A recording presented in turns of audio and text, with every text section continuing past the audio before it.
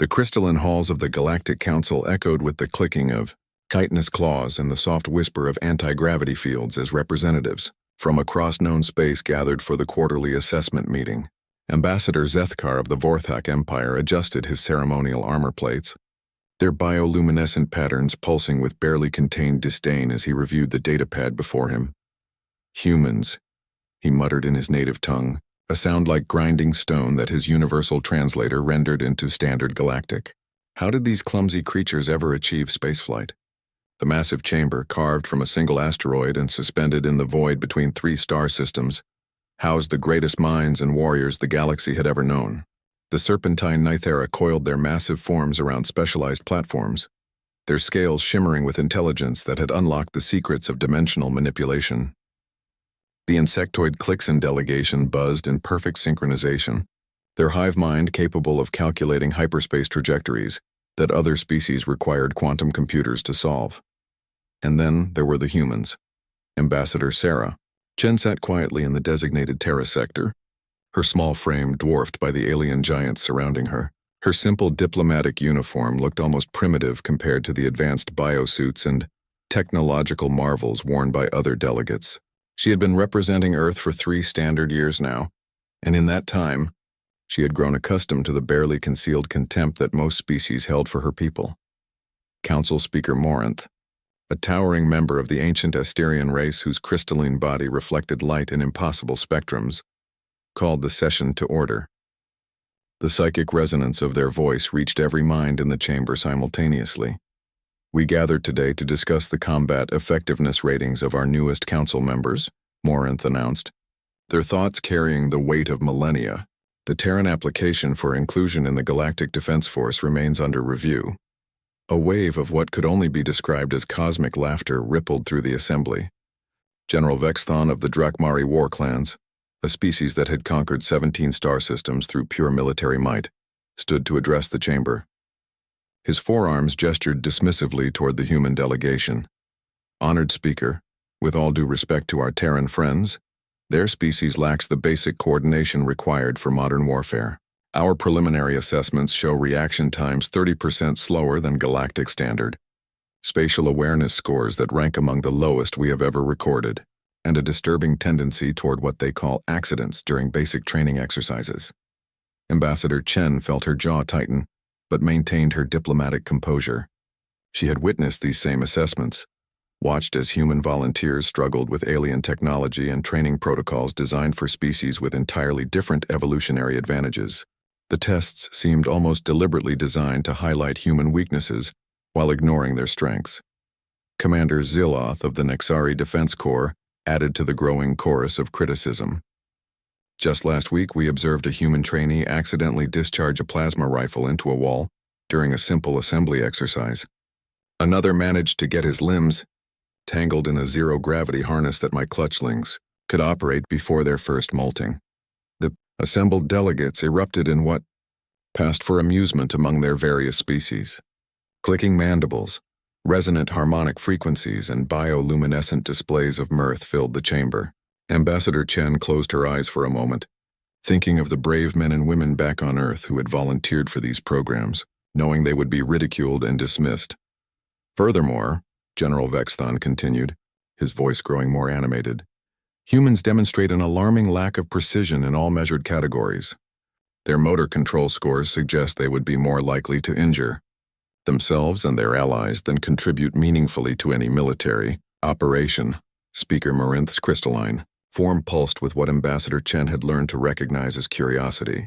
Ambassador Chen, would you care to respond to these assessments? Sarah stood slowly, feeling the weight of hundreds of alien gazes upon her. She had been preparing for this moment, knowing that Earth's future in the galactic community hung in the balance. Honored Speaker, members of the Council, I acknowledge that humans may not excel in the traditional metrics used to evaluate warrior species.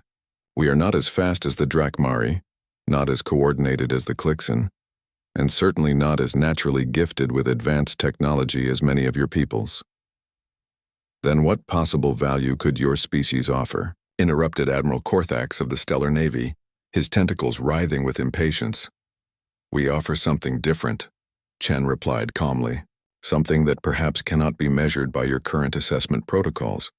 While we may appear clumsy in controlled environments using unfamiliar equipment, humans possess certain qualities that emerge under pressure. We adapt, we improvise, and we refuse to give up even when facing impossible odds. The chamber fell silent for a moment before erupting in even louder derision. General Vexthon's 4 eyes gleamed with what might have been pity. Ambassador, with respect, adaptation and improvisation are poor substitutes for actual competence. In real combat situations, there is no time for learning or adjustment. Warriors must perform with precision and speed, or they die, and worse, they cause others to die. Commander Ziloth nodded in agreement. Our species have evolved over millions of years to excel in combat. The Drakmari possess reaction times measured in microseconds. The Klixen can coordinate movements between thousands of individuals without a single error. The Vorthak can calculate ballistic trajectories in their heads while dodging incoming fire. What evolutionary advantage do humans bring to justify their inclusion? Ambassador Chen felt the moment slipping away, but she pressed on. I understand your concerns, and I respect the incredible abilities your species possess. But I would ask the Council to consider that perhaps human effectiveness cannot be properly evaluated in simulated environments or standardized tests. Our strengths emerge in unpredictable situations when conventional approaches fail. Unpredictable situations? Speaker Morinth queried, their psychic voice carrying a note of intrigue despite the general skepticism in the chamber. Yes. Throughout human history, our greatest victories have come not from superior technology or natural advantages, but from our ability to think outside established parameters. We find solutions that others might never consider because we approach problems differently. The silence that followed was different from before, carrying a weight of consideration rather than dismissal. However, it was broken by Admiral Korthax's harsh laughter. Pretty words, Ambassador. But the galaxy is not interested in philosophy. We need warriors who can defend our worlds against real threats, not theorists who can explain why their failures are actually virtues. As the session continued, Ambassador Chen realized that no amount of rhetoric would convince these species to see humans as anything more than well-meaning, but fundamentally inadequate newcomers to galactic civilization. The vote, when it came, was predictably unanimous in its denial of human military participation. Walking back to her quarters after the session, Sarah Chen stared out at the stars and wondered if there would ever come a moment when humanity could prove their worth to the galaxy. 3 months after the Council's dismissal of human military capabilities, the first reports began filtering in from the Outer Rim territories. Deep space monitoring stations detected massive energy signatures moving through unexplored regions of space. Signatures that matched no known technology in the Galactic database.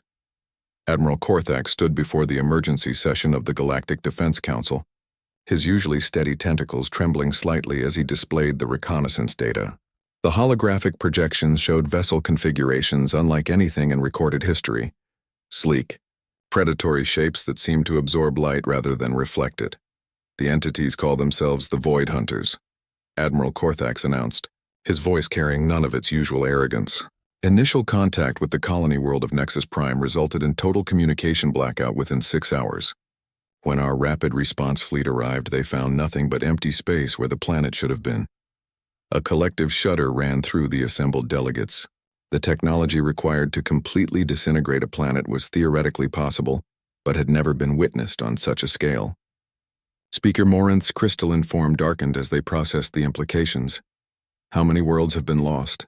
Commander Ziloth asked, though his question was answered by the grim expression on the Admiral's features. 17 confirmed, with 3 more reporting strange energy readings in their outer systems. The pattern is consistent. The Void Hunters appear without warning, disable all defensive systems within hours, and leave nothing behind. No survivors, no wreckage, no trace that the worlds ever existed. General Vexthon's forearms gestured frantically as he studied the tactical displays. What about their combat capabilities? Ship-to-ship engagement reports? Admiral Korthax's silence spoke volumes before he finally responded. There have been no ship-to-ship engagements. Every fleet we have sent to intercept them has simply vanished. The last transmission from Battle Group Talon reported massive vessels appearing directly behind them, somehow bypassing all sensor networks and early warning systems. The chamber erupted in concerned chatter as delegates from various species began calculating the implications. The Clixon delegation buzzed in rapid harmonics, their hive mind working to process threat assessments. The Nithera coiled tighter around their platforms, their scales shifting to warning colors that had not been seen for generations. Dr. Valeth of the Scientific Council, an elderly Asterian whose research had contributed to most of the galaxy's defensive technologies, materialized at the center of the chamber through quantum projection. I have been analyzing the energy signatures left behind at the attack sites. The readings suggest technology that operates on principles we do not understand. The Void Hunters appear to manipulate space-time itself, allowing them to bypass conventional physics. Meaning, General Vexthon demanded, meaning our entire defensive strategy is obsolete. Our weapons, our shields, our tactical doctrines, all of it assumes engagement with forces operating within known physical parameters. These entities exist outside those parameters. Speaker Morinth's psychic voice carried waves of concern that touched every mind in the chamber. What recommendations does the Defense Council offer? Admiral Korthax exchanged glances with his senior staff before responding. We are implementing maximum defensive measures around all core worlds. Every available warship has been recalled to protect the most strategically important systems. However, given the apparent capabilities of the Void Hunters, we must assume that conventional defense may prove insufficient. What about unconventional defense? The question came from an unexpected source, Ambassador Chen, who had been sitting quietly in the human delegation area. Her intervention caused several delegates to turn in surprise, having apparently forgotten that Earth representatives were even present. I beg your pardon? Admiral Korthax replied, his tone suggesting that human input was neither requested nor welcome. Ambassador Chen stood carefully, aware that she was addressing the most powerful military minds in the galaxy. The Admiral mentioned that the Void Hunters operate outside known parameters, making conventional tactics useless. Perhaps this situation requires thinking that also operates outside conventional parameters. General Vexithon's mandibles clicked in what might have been amusement or irritation. Ambassador, with all due respect, this is not the time for philosophical discussions about alternative approaches. We face an existential threat that has already claimed 17 worlds, which is exactly why we cannot afford to limit ourselves to approaches that have already proven ineffective, Chen replied calmly. If conventional military doctrine cannot address this threat, then perhaps it is time to consider unconventional solutions. Commander Ziloth leaned forward in his restraint harness. What exactly are you suggesting? That humans somehow possess insights that the combined military wisdom of 47 species cannot provide? The skepticism in his voice was unmistakable, but Ambassador Chen pressed forward.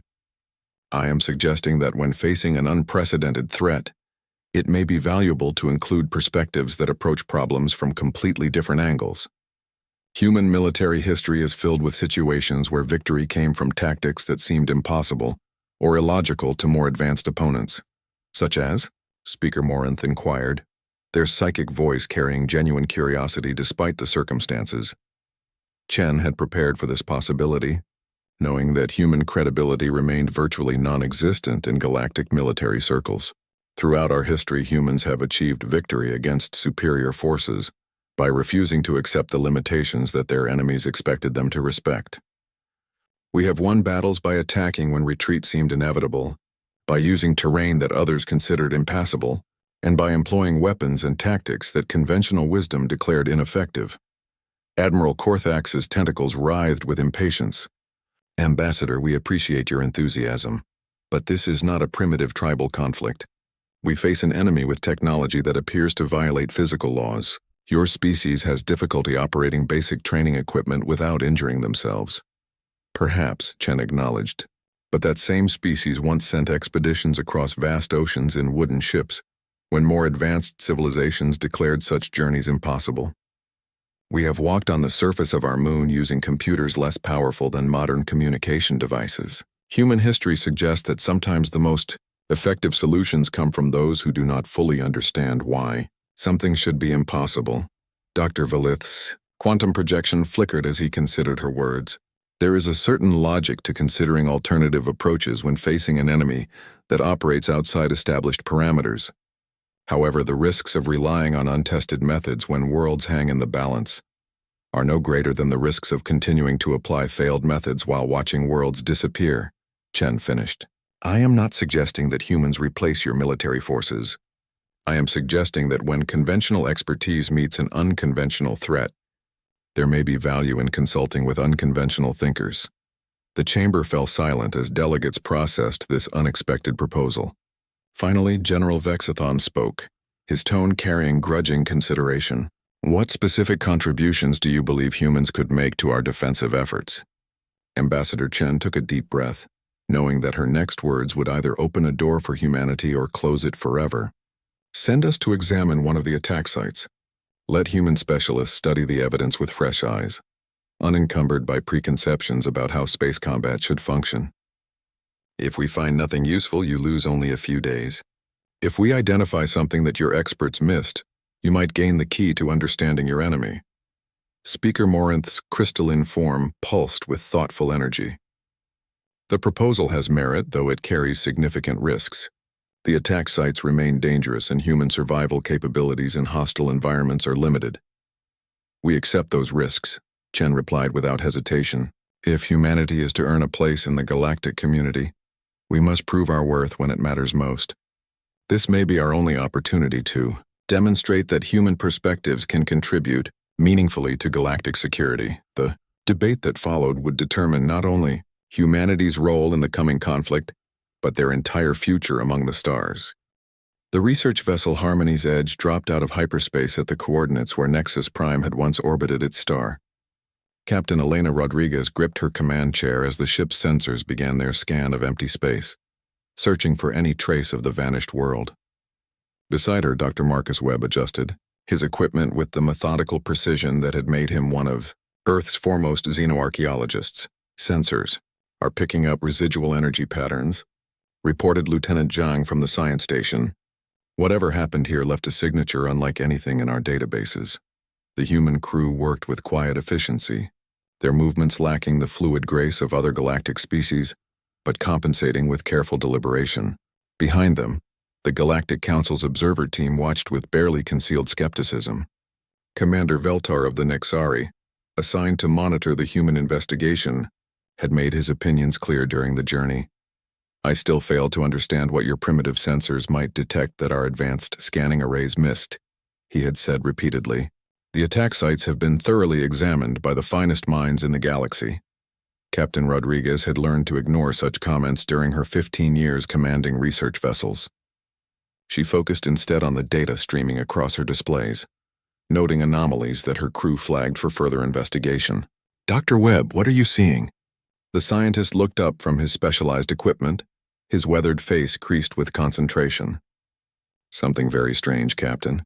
The energy patterns suggest that the planet wasn't destroyed in any conventional sense. It's almost as if it was unraveled at the molecular level and then translated into pure energy. Translated how? Commander Veltar asked, his tone suggesting he expected another human misinterpretation of advanced phenomena. That's the interesting part, Dr. Webb replied, apparently oblivious to the alien skepticism. Most advanced civilizations focus on containment and controlled release when dealing with massive energy conversion. But these patterns suggest a deliberate dispersion, as if the goal wasn't to harvest the planet's energy, but to spread it across as wide an area as possible. The Nexari commander's auxiliary eyes focused on the human scientist with newfound attention. Dispersion serves no logical military purpose. Energy weapons are most effective when concentrated. Unless the energy dispersion itself is the weapon, Dr. Webb mused, adjusting his scanning equipment to focus on the faintest traces of residual particles. Captain, I'm detecting something that the standard protocols might have missed. Permission to conduct an unconventional scan sequence? Rodriguez nodded, having learned to trust her chief scientist's instincts. Do it. Instead of using the ship's primary sensor array, Dr. Webb activated a collection of smaller, older instruments that the crew had cobbled together from various technological sources. The equipment looked primitive compared to the sleek Galactic Council designs, but it had been specifically calibrated for the kind of detailed analysis that human archaeologists had developed over centuries of studying ancient civilizations. What exactly are you scanning for? Commander Veltar asked, his professional interest overriding his disdain for human methods. Ghosts, Dr. Webb replied simply. When a civilization exists in one place for thousands of years, It leaves traces that persist long after conventional evidence disappears. We call them archaeological shadows, quantum echoes of past events that most species ignore because they focus on immediate, measurable phenomena. The scanning process took 3 hours, far longer than any Galactic Council investigation had ever devoted to a single location. As the data accumulated, patterns began emerging that told a story of the final moments before Nexus Prime's disappearance. Captain, I'm detecting synchronized energy bursts that occurred approximately 12 minutes before the main event, Lieutenant Zhang reported. Multiple points around the planet's surface activated simultaneously. Dr. Webb looked up from his analysis with excitement. That's not an attack pattern. That's a harvesting sequence. The Void Hunters didn't destroy Nexus Prime. They converted it into energy and then dispersed that energy in a specific pattern across local space. To what end? Commander Veltar demanded. Unknown, but I'm detecting similar dispersal patterns at the edge of our scanning range. If we follow the energy trail... Dr. Webb paused, checking his calculations twice before continuing. The pattern suggests that the dispersed energy is being used to create some kind of network or grid across this region of space. Captain Rodriguez studied the tactical implications. A network for what purpose? Communication, maybe, or transportation? The energy density is too low for direct weapon applications, but if you're building something that spans multiple star systems... Dr. Webb's voice trailed off as he realized the magnitude of what he was suggesting.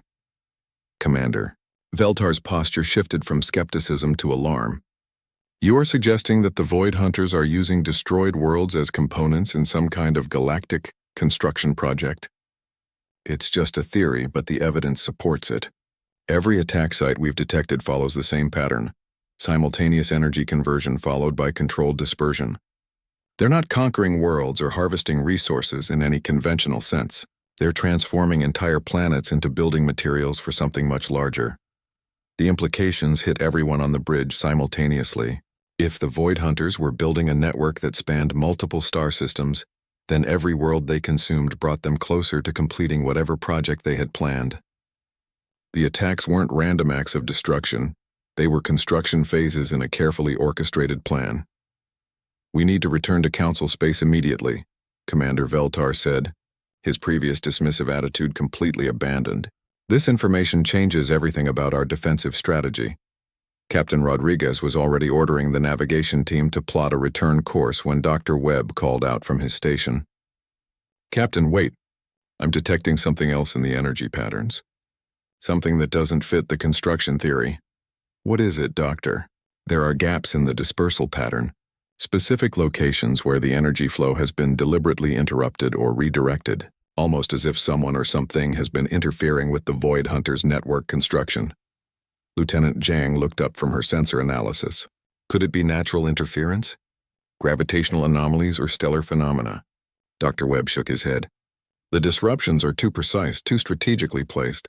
Someone is actively sabotaging the Void Hunters' efforts. The question is who, and whether they might be potential allies. Commander Veltar studied the data with growing amazement.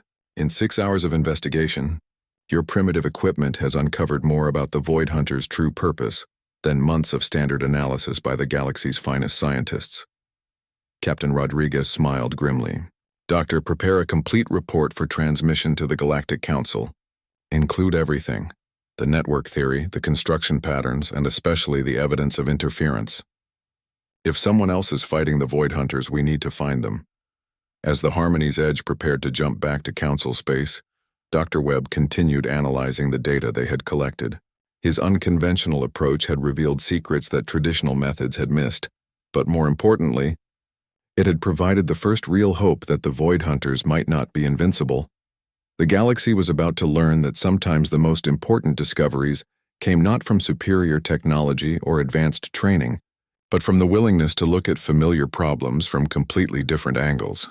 And sometimes that willingness belonged to the species that everyone else had dismissed as hopelessly clumsy and inadequate. The journey back to Council space would take 18 hours, giving Dr. Webb time to refine his analysis and prepare for what he suspected would be a very different reception than the one humans had received just months earlier. The emergency session of the Galactic Council convened within hours of receiving Dr. Webb's report. The massive chamber buzzed with urgent conversation as delegates reviewed the human findings. Their previous dismissive attitudes replaced by intense scrutiny and growing alarm. Dr. Webb stood before the assembled representatives, his simple Earth-made equipment looking even more primitive in the shadow of the Council's advanced holographic displays. However, the data he presented commanded absolute attention from species that had previously considered human scientific methods laughably inadequate. The evidence is clear, Dr. Webb explained, manipulating the three-dimensional energy maps floating above the chamber floor. The Void Hunters are not conducting random attacks. They are systematically converting planets into energy nodes for a network that spans multiple sectors. Based on the dispersal patterns we've identified, they have been working on this project for far longer than our first contact suggested. Speaker Morinth's crystalline form pulsed with deep concern. What is the purpose of this network, Dr. Webb? Unknown, but the scale suggests something beyond conventional military applications. The energy requirements alone indicate that they are building infrastructure for a project that dwarfs anything in recorded galactic history. The converted energy from 17 worlds represents only a small fraction of what appears to be the network's intended scope. General Vexithon leaned forward in his command throne, his forearms gesturing toward the holographic display. You mentioned evidence of interference with their construction. Who could possibly possess the technology to disrupt operations of this magnitude? Dr. Webb highlighted specific regions of the energy map, where the network patterns showed clear signs of interruption. The interference appears to be conducted by someone with intimate knowledge of the Void Hunters' construction methods. The disruptions are precisely placed to create maximum damage to network integrity while using minimal energy. Admiral Korthak studied the data with professional interest. Could this be internal sabotage? Perhaps the Void Hunters face opposition within their own ranks. Possible, but unlikely. The interference patterns suggest different technological approaches entirely. Whoever is conducting these operations uses methods that are fundamentally different from Void Hunter technology. More importantly, they appear to be specifically targeting network nodes that would be critical for defensive purposes. Commander Ziloth Santeni twitched with sudden understanding. They are preparing the network for our defense. Someone is helping us by weakening the Void Hunters' infrastructure. The revelation sent waves of excited conversation through the chamber. For the first time since the crisis began, delegates began discussing possibilities beyond simple survival. However, Dr. Webb raised his hand to regain their attention. There's more. The interference patterns include what appears to be a communication component. Someone has been leaving messages embedded in the network disruptions. Speaker Morinth's psychic voice carried urgent curiosity. What do these messages contain? We've only been able to decode fragments, but they appear to be tactical information about Void Hunter capabilities and weaknesses. Location data for hidden fleet concentrations, energy frequencies that can disrupt their cloaking technology, and what might be specifications for weapons that can actually damage their vessels. The chamber erupted in amazed discussion. Admiral Korthax's tentacles writhed with excitement as he processed the implications. If this information proves accurate, it could provide the foundation for an effective defense strategy. Dr. Webb nodded, but his expression remained cautious. The challenge is establishing communication with whoever is providing this assistance. The messages appear to be embedded using technology that requires very specific detection methods. Our unconventional scanning approach was necessary to identify them at all. Can you decode more of the messages? General Vexthon asked. We've made progress, but complete translation will require additional investigation at other attack sites. Each location appears to contain different pieces of a larger puzzle. However, there's something else you need to know. Dr. Webb manipulated the display to show the timeline of network construction and interference. The pattern suggests that our mysterious ally has been fighting the Void Hunters for much longer than anyone realizes. Some of these interference signatures date back decades, possibly centuries. This is not a recent development. It's an ongoing conflict that predates first contact with our species.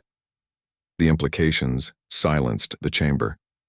If the interference had been occurring for centuries, then the Void Hunters' recent acceleration of attacks might indicate that their mysterious opponent was finally gaining the upper hand, forcing them to complete their network more quickly. Commander Veltar, who had observed the human investigation firsthand, stood to address the assembly. Honored delegates, I must report that the human team's analytical methods proved far more effective than our standard investigation protocols. Their willingness to examine evidence that our conventional approaches had dismissed as irrelevant led directly to these discoveries. The admission from a Nexari commander carried significant weight, particularly given his species' reputation for military precision. Several delegates who had been most vocal in their criticism of human capabilities now studied Dr. Webb with newfound respect. "What do you recommend as our next course of action?" Speaker Morinth asked. Dr. Webb exchanged glances with Ambassador Chen before responding. "We need to investigate additional attack sites using the same unconventional methods that revealed this information. Each site likely contains additional pieces of the communication puzzle. More importantly, we need to attempt direct contact with whoever is conducting the interference operations." "How?" Admiral Korthax inquired. "By mimicking their communication methods. If we can embed our own messages within the network disruptions, we might be able to establish a dialogue. However, this will require a very different approach to military operations than current Galactic doctrine suggests, General." Vexthon's expression suggested he was beginning to understand where the conversation was leading. "You are suggesting that human methods might be necessary for effective communication with this unknown ally.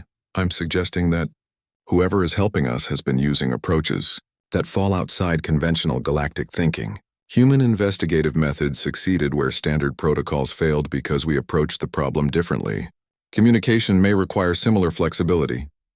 Ambassador Chen stepped forward to address the assembly. "Honored delegates, humanity offers our full cooperation in this effort.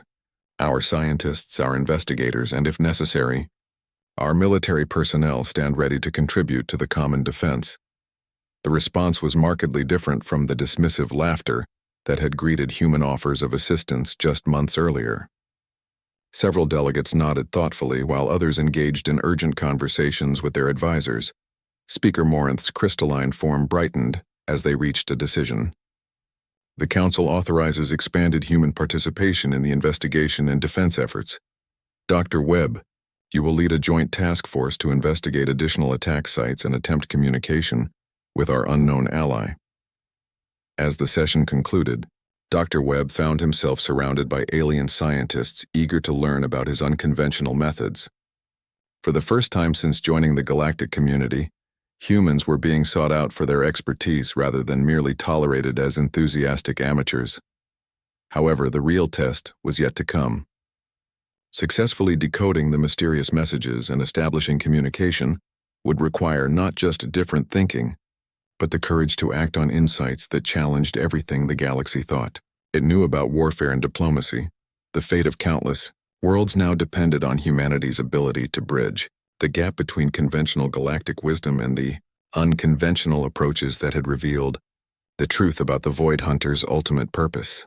Force established their forward operating base in the Kepler 442 system, where the agricultural world of Haven's Rest had been converted into the Void Hunters network just 2 months earlier.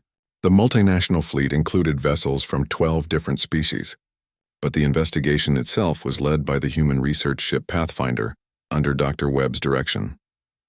Lieutenant Commander Jake Steady Morrison adjusted his position in the modified escape pod that served as their communication probe.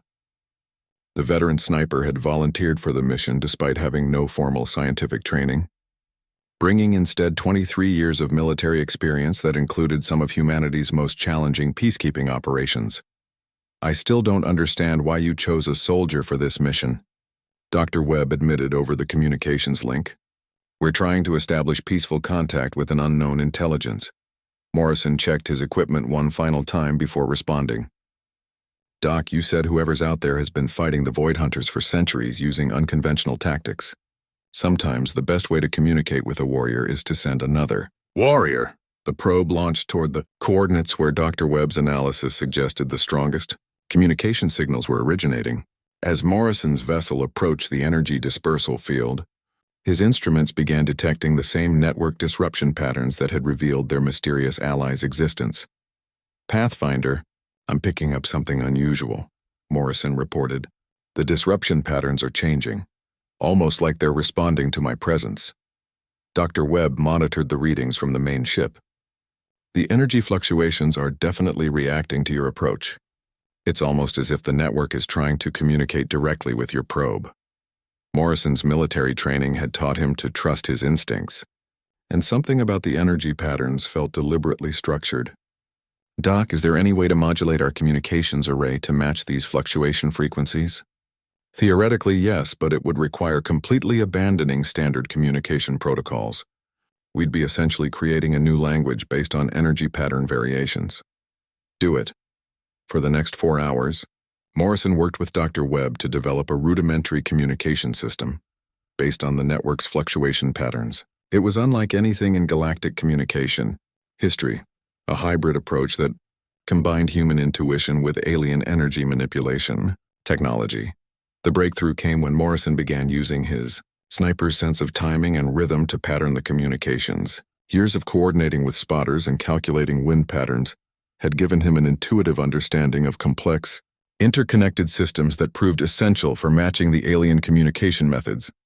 "Pathfinder, I think I'm getting a response," Morrison reported, his voice tight with concentration. "The patterns are becoming more structured, more deliberate. Someone is definitely trying to talk to us." The first coherent message arrived as a series of energy pulses that Dr. Webb's equipment translated into mathematical concepts, basic arithmetic, followed by geometric patterns, then increasingly complex equations that demonstrated the sender's advanced understanding of physics and engineering. "They're establishing a baseline for communication," Dr. Webb explained to the Joint Task Force fleet. "This is standard first contact protocol, but adapted for energy-based transmission rather than conventional radio signals." Morrison found himself serving as the primary translator, his military experience with coded communications proving invaluable for understanding the subtle variations in energy patterns that carried meaning. After 6 hours of patient exchange, they achieved their first breakthrough in actual information transfer. The message, when finally decoded, stunned everyone monitoring the conversation. "We are the survivors of the first worlds taken by the hunters. We have fought them across the galaxy for over 2,000 years, waiting for others to understand their true purpose. You are the first to discover our communications. We offer alliance and knowledge in exchange for hope." The response from the Joint Task Force fleet was immediate and overwhelming. Admiral Korthax's voice carried amazement as he opened communications with the Pathfinder. "Dr. Webb, are you certain this translation is accurate?" "As certain as we can be, Admiral. They appear to be refugees from civilizations that the Void Hunters conquered millennia ago. They've been conducting guerrilla warfare against the network ever since." Morrison continued his careful communication with the survivors, gradually learning their story. The Void Hunters had begun their galaxy-spanning project over 3,000 years ago, systematically converting entire civilizations into energy nodes for a network designed to reshape the fundamental structure of space-time itself. They call it the Great Convergence. Morrison relayed to the fleet. "The network isn't just infrastructure. It's a weapon designed to collapse multiple dimensions into a single point, allowing the Void Hunters to control reality itself across vast regions of space." The implications terrified every species monitoring the communication. Dr. Webb's voice was barely steady as he processed the information. Commander Morrison asked them about the timeline. "How close are the Void Hunters to completing this project?"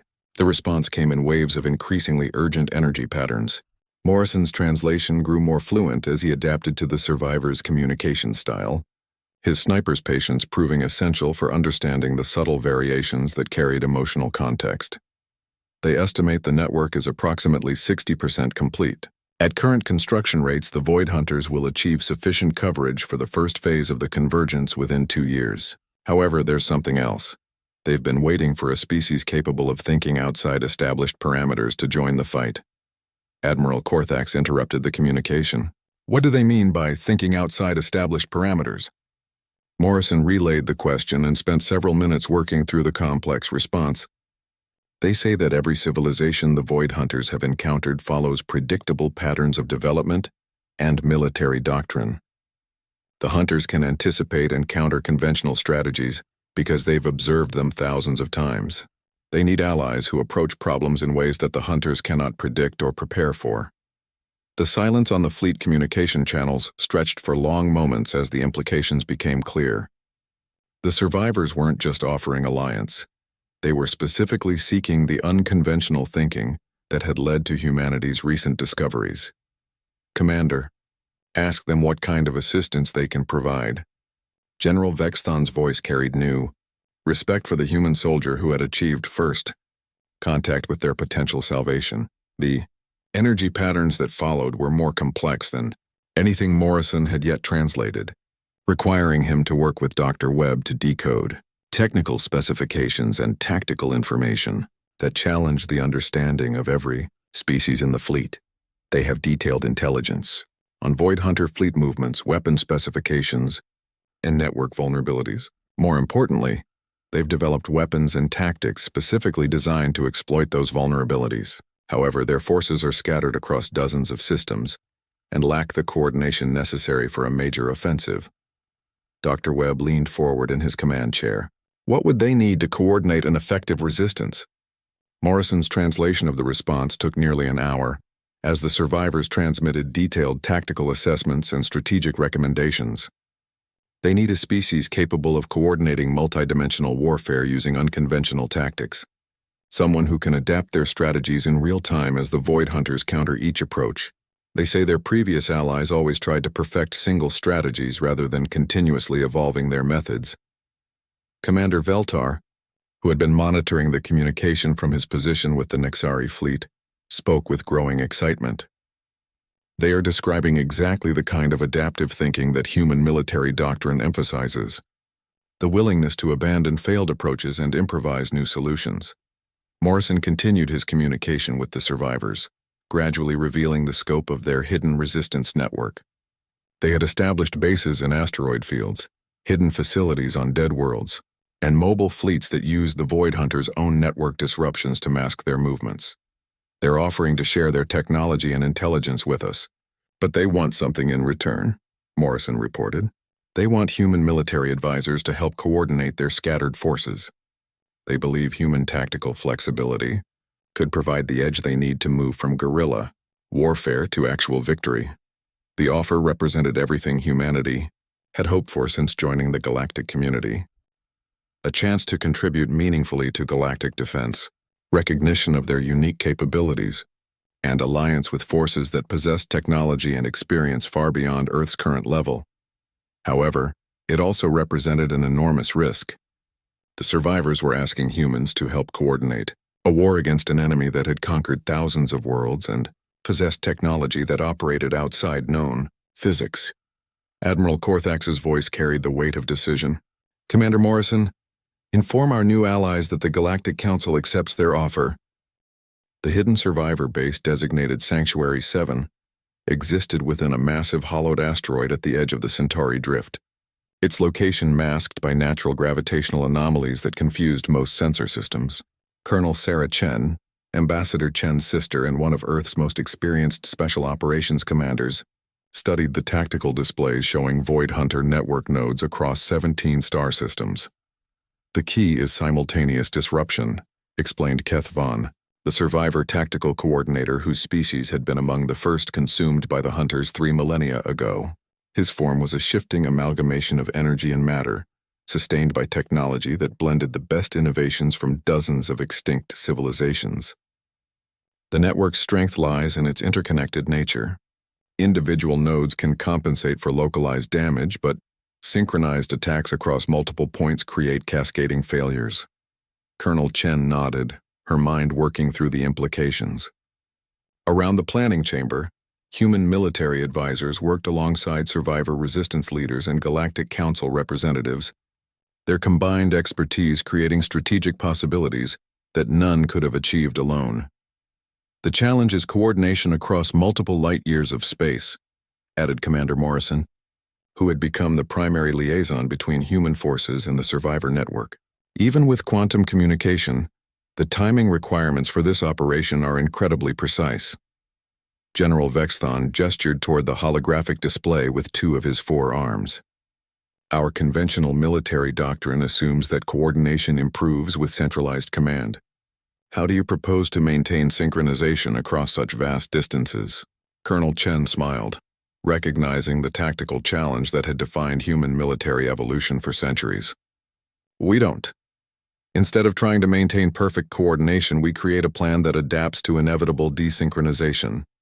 Each strike team operates independently while contributing to the overall objective. The concept challenged everything Galactic military doctrine considered fundamental. Kethvan's energy form flickered with what might have been excitement. Your species approaches warfare like we have learned to approach survival, accepting chaos and finding advantage within it. Exactly. The Void Hunters can counter precise, predictable strategies because they've observed thousands of them, but they can't counter improvisation that adapts faster than they can analyze it. Admiral Korthak studied the proposed attack vectors with growing amazement. You are suggesting that we deliberately introduce unpredictability into our own operations? We're suggesting that we make unpredictability our primary weapon, Colonel Chen replied. The survivors have provided us with intelligence on 17 critical network nodes. Instead of attacking them in a logical sequence, we hit them in a pattern that appears random, but actually creates maximum disruption to network integrity. Dr. Webb, monitoring the tactical discussion from his mobile laboratory, highlighted specific energy flow patterns on the display. The survivors' data shows that the network attempts to redistribute energy loads when nodes are damaged. If we can force those redistributions to occur faster than the system can adapt, we might trigger a cascade failure that damages the entire regional network. The plan that emerged over the following days was unlike anything in recorded military history. Human special operations teams would coordinate with survivor strike forces to attack network nodes using tactics that defied conventional strategic logic.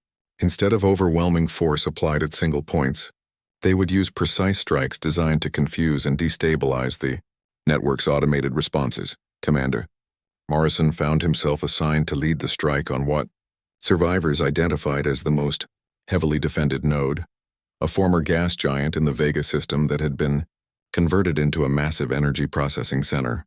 His team included both human specialists and survivor warriors, whose combined experience spanned millennia. The beauty of this plan, Morrison explained to his mixed species team during final preparations, is that we're not trying to destroy everything. We're trying to convince the network to destroy itself by making it respond incorrectly to our attacks.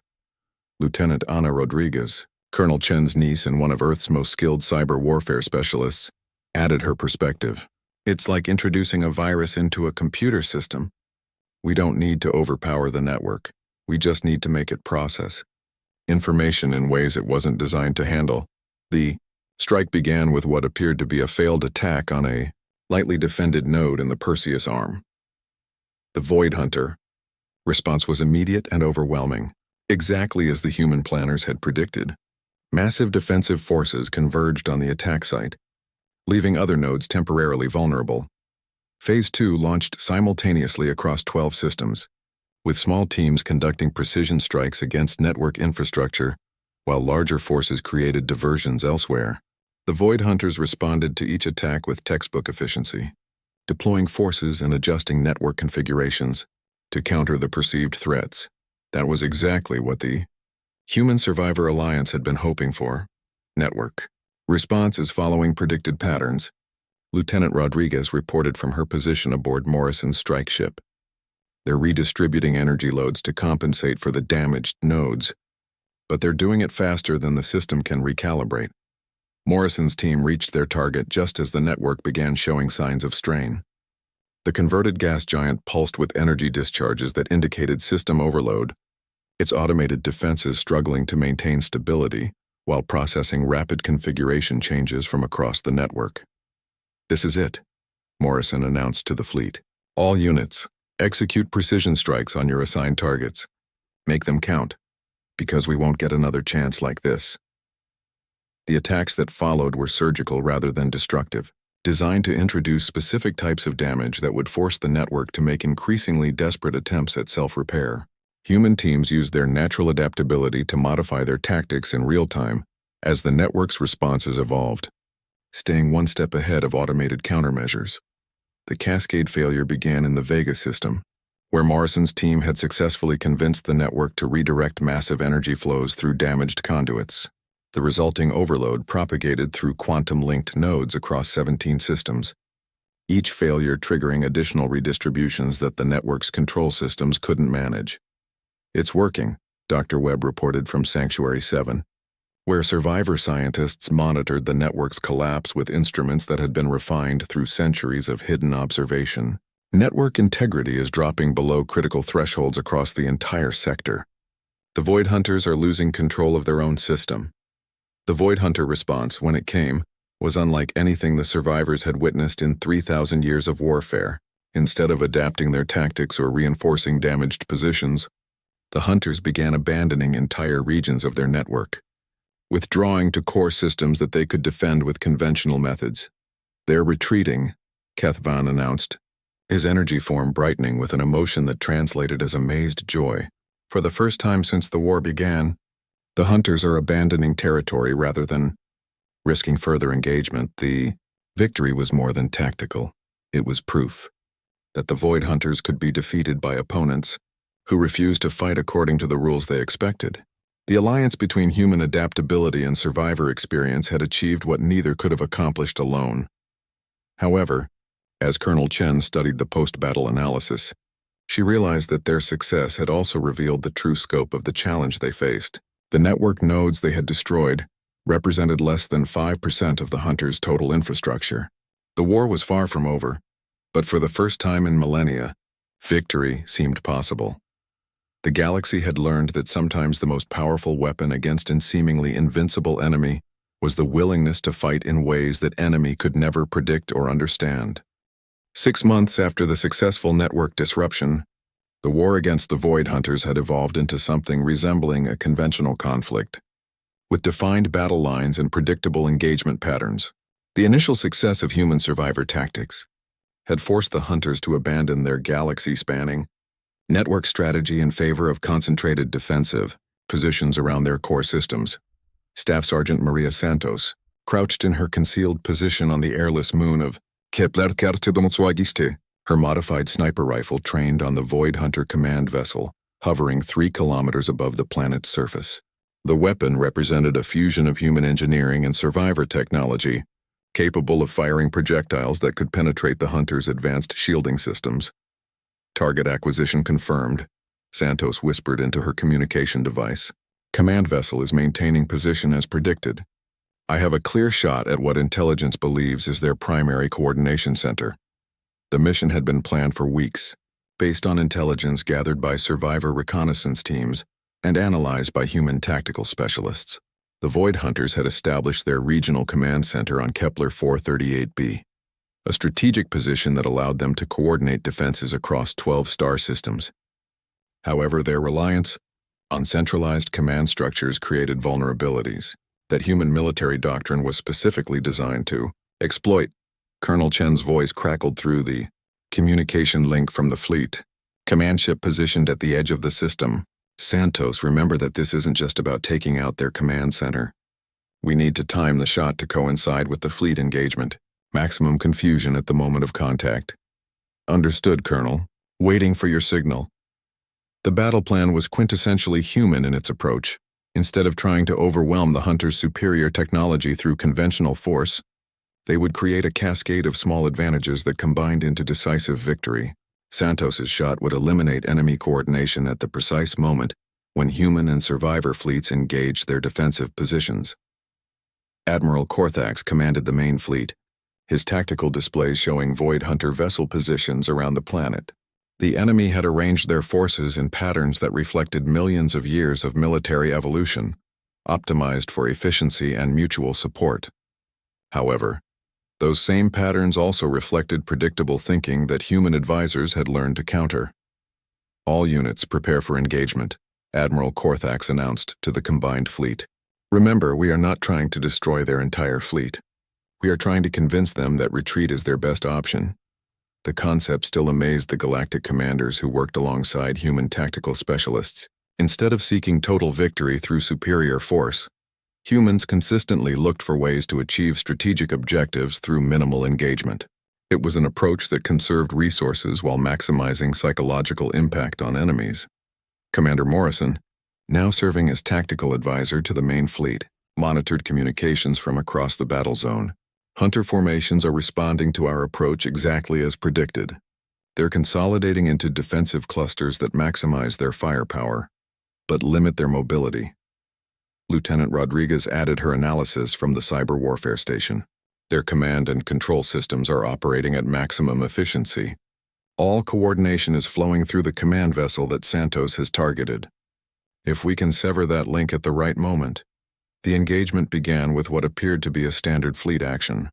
Human and survivor vessels approached the Hunter defensive positions using conventional tactics, their formations and approach vectors following established military doctrine. The Hunters responded with practiced efficiency, adjusting their positions to create overlapping fields of fire while maintaining communication with their command center. Santos watched through her scope as the space battle developed, her finger resting lightly on the trigger as she waited for the perfect moment.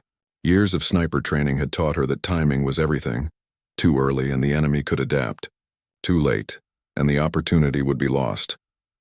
"Santos, you are cleared to engage." Colonel Chen's voice carried the weight of command. "Make it count." The projectile that left Santos's rifle was unlike any weapon ever fired in galactic warfare. Human engineering had created a self-guided munition that could adjust its trajectory based on target movement, while survivor technology allowed it to phase through multiple dimensions to bypass conventional shielding.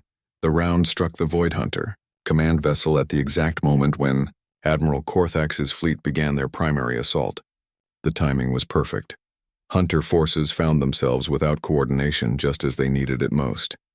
Their carefully planned defensive formations collapsing into confused individual responses. "Command vessel is neutralized," Santos reported, already moving to her secondary position as Hunter forces began searching for the source of the attack. Enemy coordination is breaking down across all sectors. The battle that followed demonstrated everything that human military advisors had tried to teach their galactic allies. Instead of pressing their advantage through overwhelming force, the combined fleet used the Hunter's confusion to achieve specific tactical objectives. Critical installations were captured rather than destroyed. Key personnel were taken prisoner rather than eliminated, and strategic positions were secured with minimal casualties on both sides. However, the most important victory was psychological. For the first time in their species' history, the Void Hunters found themselves outmaneuvered by opponents who fought with intelligence rather than superior technology. Their retreat from the system was orderly but complete. Abandoning territory that they had held for centuries, Dr. Webb, monitoring the battle from his research vessel, identified the moment when the broader war shifted in their favor. The Hunters are transmitting retreat orders to regional commands across the galaxy. This isn't a tactical withdrawal. They're abandoning their expansion entirely. The implications reached every corner of galactic civilization. The species that had consumed thousands of worlds and seemed unstoppable was retreating to their core territories. Their galaxy-spanning network abandoned. Their expansion plans indefinitely postponed. Speaker Morinth's psychic voice reached every member of the combined fleet as the battle concluded. "Today we have witnessed something unprecedented in galactic history. Not just the defeat of a superior enemy, but the demonstration that intelligence and adaptability can triumph over any technological advantage." Santos completed her extraction from the moon's surface 12 hours after firing, the shot that changed galactic warfare forever. As her transport approached the main fleet, she could see vessels from dozens of species working together in ways that would have been impossible before the crisis. Colonel Chen greeted her in the transport bay with a mixture of pride and amazement. "Sergeant, do you realize what you've accomplished? You've proven that individual initiative and precise action can achieve what massive fleets could not." "Just doing my job, Colonel. Though I have to admit, it feels good to show the galaxy that humans can contribute more than enthusiasm and good intentions." The war against the Void Hunters would continue for several more years, but the outcome was no longer in doubt. The galaxy had learned that victory belonged not to the species with the most advanced technology or the largest fleets, but to those who could think beyond the limitations that their enemies expected them to accept. Humanity's place in the galactic community was no longer a question of tolerance or charity. They had earned their position through demonstrated competence in the arena that mattered most, the defense of civilization itself. The species once dismissed as clumsy and inadequate had become the tactical advisors and strategic coordinators that other civilizations turned to when facing seemingly impossible challenges. and across the galaxy, military academies began teaching courses in human tactical doctrine, recognizing that sometimes the most powerful weapon against any enemy was the willingness to fight in ways they could never predict or understand.